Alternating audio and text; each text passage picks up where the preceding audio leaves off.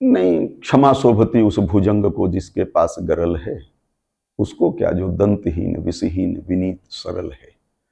कोई पहलवान हो और वो किसी को क्षमा करे तो बात समझ में आती है। कोई दुर्बल किसी को कहे कि मैं तुम्हें क्षमा करता हूं तो उसके क्षमा का कोई अर्थ होता नहीं।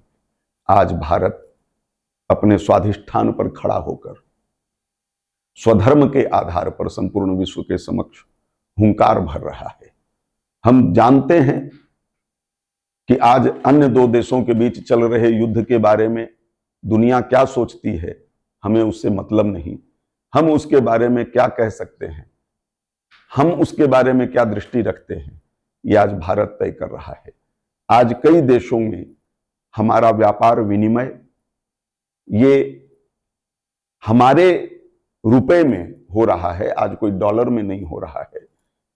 ऐसे कई बिंदु हैं जिसके आधार पर भारत आज दुनिया के समक्ष स्वयं की एक सार्थक उपस्थिति दर्ज कर रहा है।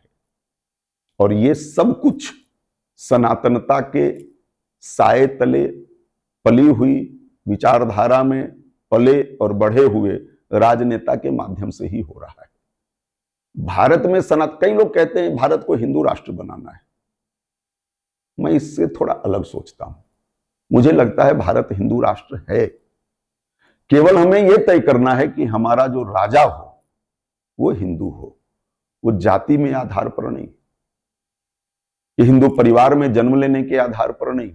वो वैचारिक स्तर पर छत्रपति शिवाजी ने किस तरह से हिंदवी पद पादशाही की स्थापना की थी।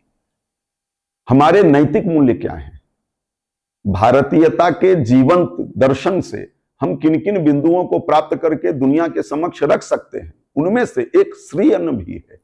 दुनिया से आए हुए राष्ट्राध्यक्षों को रात्रि भोज में राष्ट्रपति भवन में हमने जब अन्न परोसा तो वो शाकाहारी था।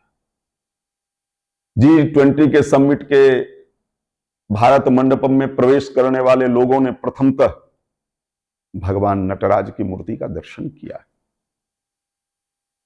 नालंदा विश्वविद्यालय की तस्वीर के आगे स्वागत करते हुए प्रधानमंत्री को दुनिया के देशों ने अपने अपने टेलीविजन पर देखा।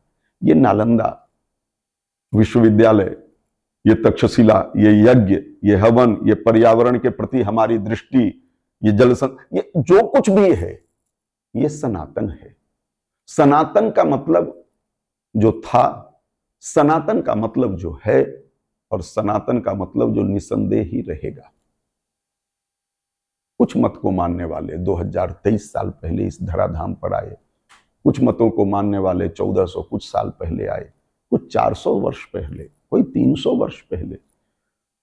तो जो बच्चे होते हैं उनमें थोड़ी उच्छृंखलता होती है, और जिनमें प्रौढ़ता आती है उनमें एक शांति और एक गांभीर्य भी आता है।